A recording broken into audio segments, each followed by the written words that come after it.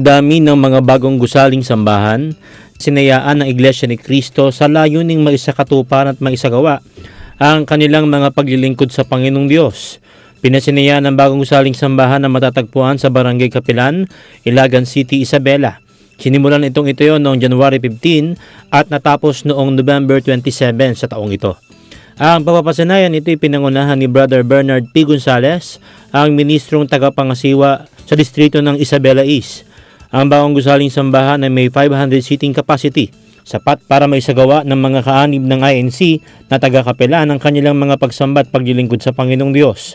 Nagpapasalamat ang mga taga-kapelan unay sa Panginoong Diyos na nagkakaloob ng mabubuting bagay at sa tagapamahalang pangkalahatan ng kapatid ni Eduardo B. Manalo sa walang sawang pagmamalasakit para sa kanilang kapakanan, lalo na sa gawaing paglilingkod.